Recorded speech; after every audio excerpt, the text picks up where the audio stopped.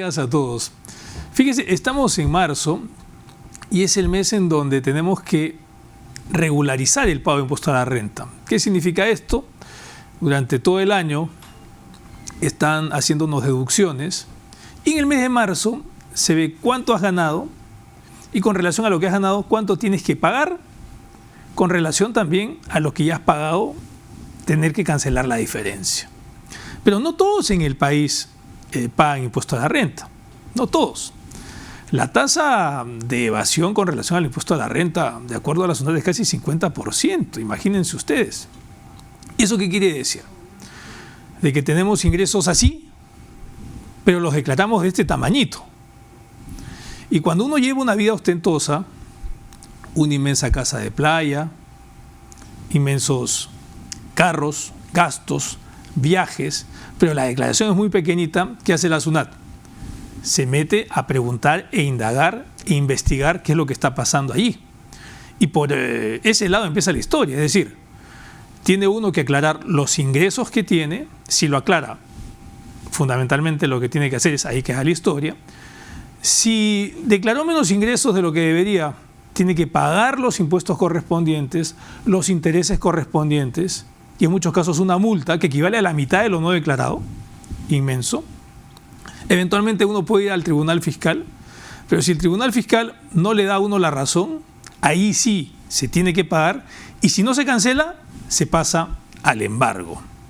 Fíjense, en el caso de los Panama Papers, 157 personas involucradas. En el caso de los chicos realities, 16 personas involucradas. En el caso de los médicos, en particular los cirujanos, ahí se metió la SUNAT y después de revisar los ingresos y ver las inconsistencias, logró recaudar adicionalmente casi 112 millones de soles, ni más ni menos. Ahora, en muchas ocasiones lo que pasa es que el expertise contable, uno no nace con ese expertise. Y hay ingresos por planilla, que se descuentan todos los meses, pero igual hay que la diferencia cancelarla en esta época del año. Tienes recibos por honorarios. Eventualmente podría ser parte de una empresa y tener un ingreso adicional. Y donde hay mucha evasión o elusión, diría yo, en la parte de alquileres. Todos esos son ingresos que uno tiene que declarar, pero no es fácil. Hasta citarlos y recordarlos es algo complicado. Entonces, en muchas ocasiones lo que uno tiene que buscar es la asistencia, la ayuda de un contador. Y con la ayuda de ese contador no va a tener ningún problema con el ente tributario que tiene que cobrar. Y con esa recaudación ustedes saben que se generan ingresos para el gobierno y a través de los ingresos para el gobierno, esas obras que en muchos casos son necesarias, especialmente en los segmentos de más bajos ingresos de la población. Eso es importante recaudarlo. Entonces, no hay que olvidar que este mes es el pago del impuesto a la renta, de la regularización.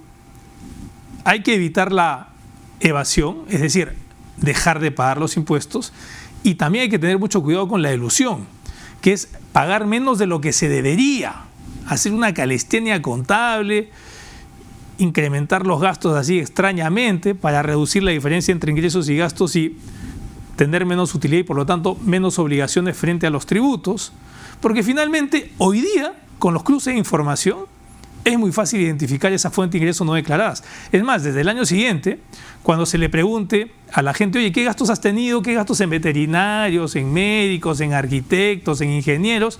Va a ser todavía más fácil el cruce de información. Dicho sea de paso, a la fecha, de acuerdo a la SUNAT, ¿dónde están las profesiones que más evaden el pago de impuestos? La tenemos en abogados, lo tenemos en administradores, están también los médicos, especialmente los cirujanos. Así que a presentar esos ingresos, a contribuir con el fisco y a evitarse problemas mayúsculos, ¿no?, que son siempre un dolor de cabeza cuando empiezan a iniciarse. Como de costumbre, gracias por estar con nosotros siempre en RPP. Hasta el día de mañana. Cuídense mucho.